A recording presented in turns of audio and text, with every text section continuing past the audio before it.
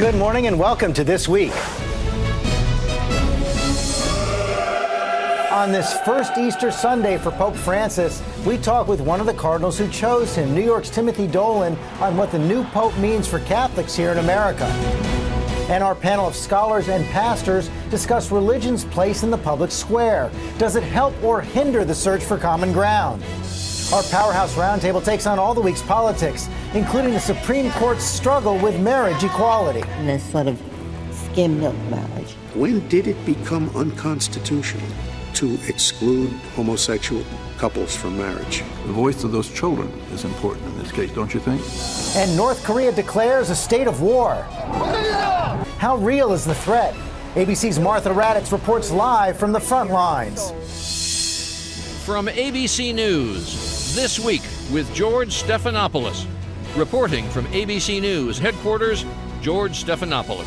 Hello again, and best wishes to all of you celebrating this Easter and Passover season.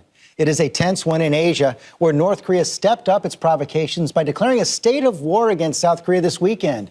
The latest challenge that has officials in Washington and Seoul braced for a possible confrontation. So let's go right to ABC's chief global affairs correspondent, Martha Raddatz, for the latest on where all this fiery rhetoric is heading. Good morning, Martha.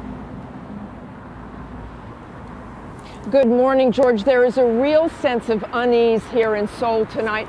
They have heard rhetoric from North Korea before, but nothing like this. And this is different. This is a new leader, a young leader. No one knows how he will react. And this time, the U.S. and South Korea are really pushing back.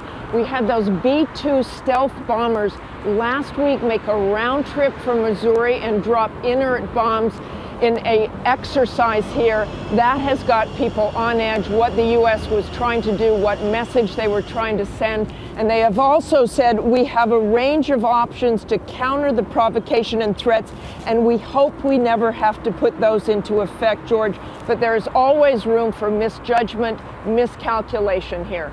Martha, is there any contact at all between officials in Washington and top North Korean officials?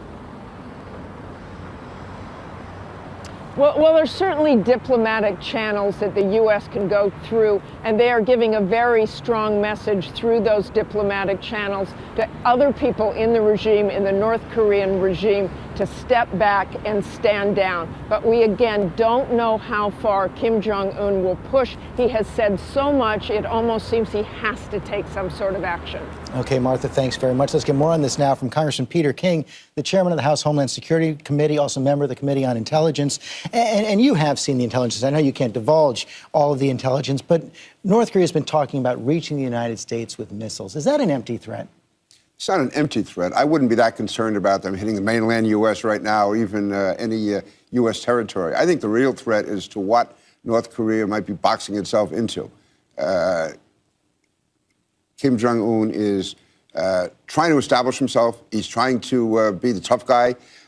He is 28, 29 years old. And he keeps going further and further out. And I don't know if he can get himself back in. So my concern would be that he may feel a safe face. He has to launch some sort of an attack on South Korea or some base in the Pacific. And then the president of Korea, President Park, the new president, is much more pro-Western and much more hardline than his predecessor, her predecessor. And so she may respond against North Korea. And then we end up with a... So it just spirals out of control. Yeah. You know, there are no direct contacts between the White House and the North Korean leadership or Kim Jong-un. Well, we saw Dennis Rodman a couple of weeks ago come and say that Kim Jong-un wants a phone call from President Obama. Would it make any sense at this point to have direct talks with North Korea? I don't believe so at all, no. I don't see any purpose in that. As far as I see, this is not even a government. It's really like an organized crime family running a territory. They are brutal. He is brutal. His father's brutal. His grandfather's brutal. And I don't see any purpose at all in doing that. It would also, I think, demoralize our allies in Asia, certainly in South Korea. And it would, to me, serve no constructive purpose whatsoever. Okay, Congressman, thanks very much.